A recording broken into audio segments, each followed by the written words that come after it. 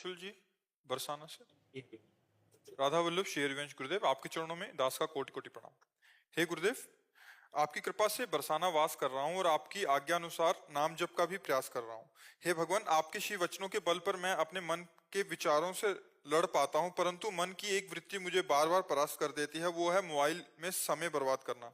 धामवास करके मैं ऑफिस के सभी कार्य मोबाइल का उपयोग करना ही पड़ता है, पर जैसे ही काम खत्म होता है फिर भी मोबाइल पे प्रपंच करने क्योंकि लग जाता हूं। नाम में प्रीति नहीं है।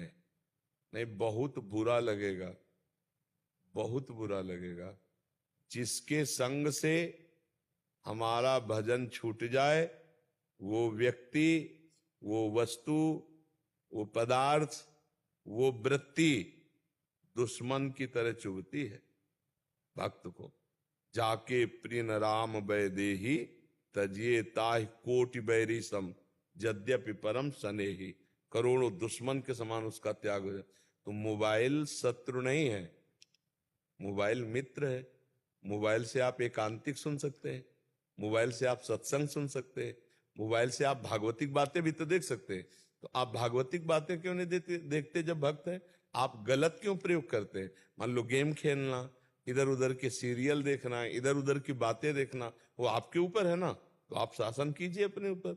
आप इतनी छूट, अरे जब 25 वर्ष 30 वर्ष पहले मोबाइल की रचना नहीं हुई थी, तब क्या भारत में जी नहीं रहा था क्या कोई? आज मोबाइल रच गया तो सब इंटरनेट में ही, मोबाइल में ही प्रपंच देखने में समय नष्ट करते हैं। वो सहयोगी भी है, उसमें गुण भी है। अब पहले था कि किसी को खबर भेजनी है तो कार्ड, पोस्ट कार्ड डालकर महीना 15 दिन में चिट्ठी पहुंचती थी, मिनट के अंतर में अमेरिका में बात कर लो। कितना मतलब सहयोग हो गया। वो जब कभी कोई इमरजेंसी होता था तो तार आता था, तो बोले उनके यहाँ तार आया है, कोई घटना जरूर घटी है। अब यहाँ 1 मिनट में लगाओ नंबर, कहीं भी बात कर लो। तो मोबाइल हितकारी भी है।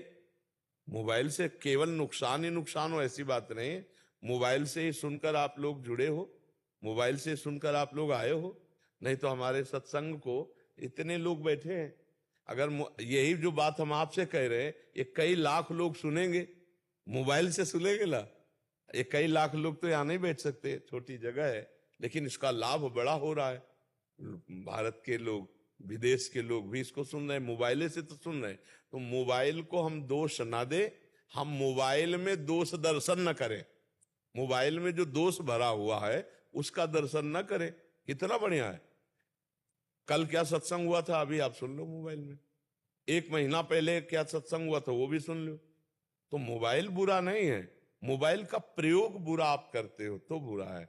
इसको तो बहुत ये चुभना चाहिए, ये कष्ट होना चाहिए कि अरे यार समय बर्बाद हो रहा। समय से कीमती क्या चीज हो सकता है?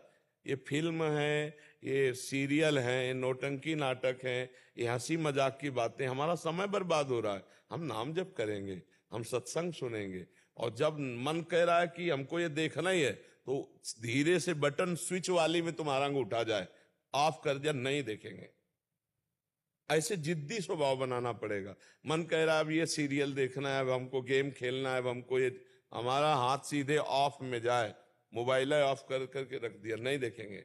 राधा राधा राधा राधा ऐसे लड़ा जाता। अगर लड़ोगे नहीं तब तो फिर गिरा देगा, फिर धीरे धीरे गंदी बातें देखने लगेगा मन, फिर गंदा व्यवहार आ जाएगा, आ जाता है। हमको केवल जितना सुनना है उतना सुनना है, इसके बाद उसको बंद करके रख देना है। ज्यादा मोबाइल का प्रयोग, कुछ लोग तो लगे ही रहते हैं मोबाइल में, बात कर रहे हैं तो 20-20 मिनट बात कर रहे हैं मोबाइल से भी। आवश्यक बात बोलो, इसके बाद बंद, राधे श्याम। तो हमें लगता है कि मोबाइल दोषी ही नहीं है, गुण भी है उसमें। गुण को स्वीकार कर लो, दोष का त्याग कर लो। हाँ, बढ़िया बात है। महाराज जी वैसे बहुत साधक के लिए महाराज जी बहुत एक दुश्मन की तरह हो गया हमारे जी। हाँ, सबसे बड़ा दुश्मन हो गया महाराज जी। बाहर के संग से बच सकते हैं, बट इतना प्रपंच हो गए, रील्स वगैरह इंस्टाग्राम आदि, हमसे बच्चे मिलते रहते नहीं हैं, क्या, एक रील में घुस गए तो देखो, एक दृश्य अजामिल ने देखा जंगल में, बस उसी दृश्य ने अजामिल को व्यभिचारी बना दिया। अब मोबाइल में हर दृश्य है, आप जो सर्च करो वो सब आ जाएगा। अगर ऐसे दृश्यों को देखें नौजवान तो उनकी हालत क्या हो जाएगी। तन्मयता आती है, जो हम सुनते हैं, जो हम देखते हैं, उसी में हमारा मन राजी हो जाता है। तो फिल्में, गंदी बातें, गंदी चेष्टाएं, ये भी सब हैं उसी में। तो जो ऐसे देखते हैं, अपने भारत की फिल्मों में तो कुछ मर्यादाएं थी। अब धीरे धीरे कोई ऐसा सीरियल नहीं जिसमें गंदी बात न दिखाई जाए, कोई ऐसा सीरियल नाटक नहीं जिसमें गंदी क्रिया को एक सीमा तक न दिखाया जाए। अब वो नए नए बच्चे बच्चियां, परिवार के सदस्य सब अब वही दिमाग में भरा कि यही सुख है। और अब वो उसको और खुला सर्च करें तो विदेशों में खुला बातें हैं, अपने यहाँ तो थोड़ा मर्यादा भी है। अब वो जब विदेशी बातें देखेंगे तो दिमाग में वही भोग वासनाएं जागृत होंगी और साधक नष्ट हो जाता है, बहुत बुरी तरह नष्ट हो जाता है। आज साधुता बचाना बहुत कठिन है, क्योंकि आहार गलत और व्यवहार गलत। जिससे बचने के लिए हम बाबा जी बने, किससे बचने के लिए? संबंधों से, प्रपंच से, संसार से, और वो सब उसी में भरा हुआ है। न जाने कितने फोन नंबर, न जाने कितने से परिचय, न जाने कितनी प्रपंच। तो अब आए थे भजनन को औंटे लाख कपास, यही माया में फिर उसी में फंस गए।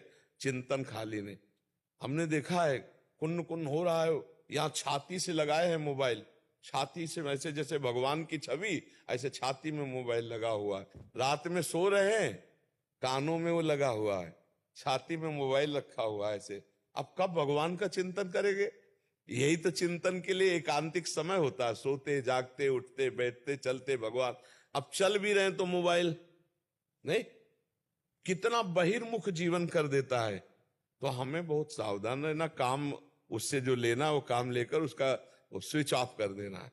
बहुत सावधानी की जरूरत है, नहीं मोबाइल से बहुत समय बर्बाद होता है। जैसे आपने जो नियम दिए हुए हैं वो जैसे ही नियम पूरा होता है या उससे अधिक समय मिल जाता है, क्योंकि एकांतवास मिलता है, तो जैसे ही नियम पूरा होता है और मन इतना प्रचंड वेग करता है कि बस अब भले ही 2 मिनट के लिए मोबाइल देख लो कि अब नियम पूरा हो गया है तो अब 2 मिनट के लिए मोबाइल। वैसे एक नियम हम दिया जो कभी पूरा नहीं हो सकता है, हर श्वास नाम जप करना। ये हम सबको दिए कि 11 माला, ये तो प्रारंभिक साधन के लिए है, लेकिन हर श्वास नाम जप करना। ये सत्संग में एकांतिक में, जैसे आपने पूछा तो अभी तो ये नियम पूरा कब करोगे? इसका अभ्यास कब करोगे? नियम सब प्रेम के लिए है। अगर प्रेम न उत्पन्न हुआ तो नियम का मतलब क्या रहा? और जो मंत्र, जो नाम हर समय चलाया जाता है, उसी से प्रेम प्रकट होता है। तो आप खाली बैठने का स्वभाव ही मत रखिए। हमारा नियम है, हम हर श्वास नाम जप करेंगे। हम जिंदगी में माला से जप किया है, गुरु जी ने जब गायत्री अनुष्ठान दिया था और कुछ नियम तक माला लिए। इस बार हमारा जिंदगी में एक ही लक्ष्य रहा है कि हम 1 मिनट भगवान का विस्मरण नहीं होने देंगे। इसलिए माला भी नहीं, उठते बैठते चलते फिरते हर समय नाम, हर समय मंत्र। तो हमें फुर्सत ही नहीं मिली, हमें समय नहीं। तो अभ्यास किया, साउंड चल रहा है, हमारा नाम चल रहा है। तुम्हें बैठकर हम उपदेश कर रहे हैं, हमारा नाम चल रहा है, हम तुम्हारे मस्तक में ही नाम लिख रहे हैं। अभ्यास करना। अगर हम नाम भूल गए, अभी मर गए तो, अभी दिल फेल हो गया तो हमारा जीवन तो बर्बाद हो जाएगा। हर समय भजन, पता नहीं कब मृत्यु आ जाए। थोड़ी देर मनोरंजन करो मन का, किसमें? संतों की बातों में, संतों के संग में।